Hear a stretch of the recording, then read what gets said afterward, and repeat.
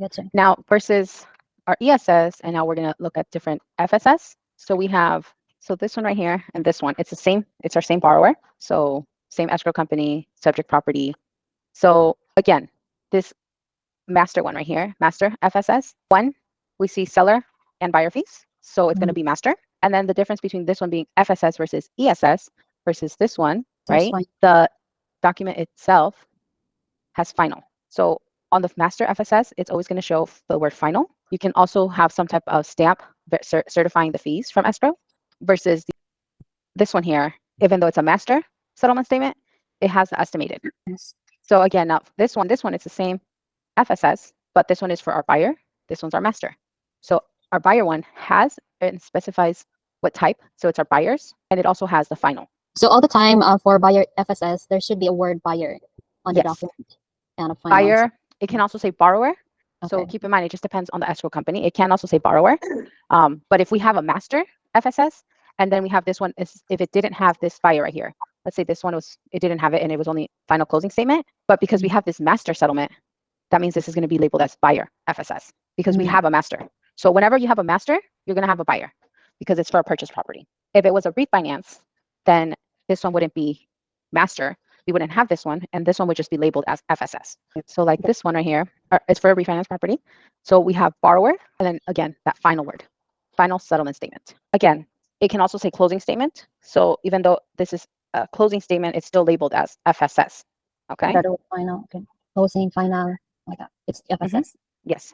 I would like to know how many escrow companies we're working with, or it really depends on the client itself. So when it comes to refinances, for the most part, right now, our refinances, we're working with Tower Escrow. So as you can see, a lot of them that I pulled up that were for refinances had Tower Escrow. So that can be one way for you to realize, oh, this is a refi because it's Tower Escrow. Usually, we also, our refinances, sometimes we do work with a Central Escrow LA. Lately, we haven't worked with them much, but we do. That's one of our escrow companies that we've worked with previously. But when it comes to purchases, unfortunately, we can't have a set amount of escrows that we work with just because for the most part, the seller is the one who opens and chooses the escrow company they want to work with. So we don't have a say on what escrow and title company we're going to be working with. So when it comes to a purchase, we can get any escrow title company.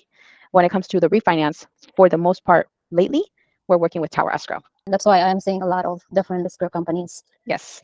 All the ones that are new that we don't really work with, that's because the file is a purchase. Thank you. Any questions? Did it make sense? Yeah. Did something not make sense that I maybe could explain a little better for you? No, I just need to differentiate with ESS and FSS so far, but you explained well. So again, ESS, whenever you see the word estimated, FSS, whenever you see the word final. Gotcha. At least I know the difference, like on the document itself. Yes. So you always want to read through the document, look through it, find keywords, key points that can help you identify when it comes to renaming them. This final statement, it's only going to be once the file has funded and recorded.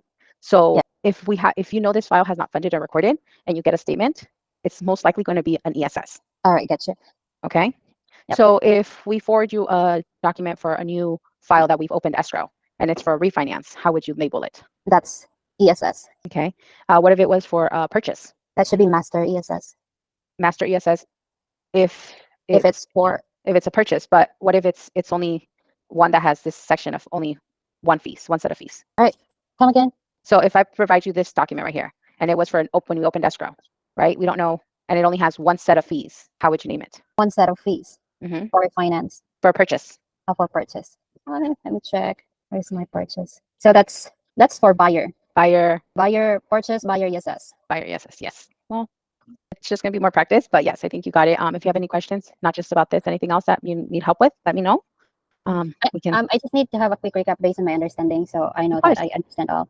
Okay, so sorry about it, Brand. So for purchase files, we are going to label it as master ESS if there's both buyer and seller fees. So we are going to consider as master if there's buyer and seller fees. ESS if it's for estimated on the document, and for buyer ESS if the credit it's for buyer only, no seller. And for finance, we're going to label it as ESS only. Okay, and what else? ESS, and once it's being funded, then we will consider it as FSS. Know that it always shows as final or closing on the document. That's our tip. Seems like you got it. And sometimes I just confused with lot of documents, but thank you. I think this is the easiest training I've got so far. Thank you. You're welcome. All right then. So I think that's it. I will have another training next week with you. Yes, yep.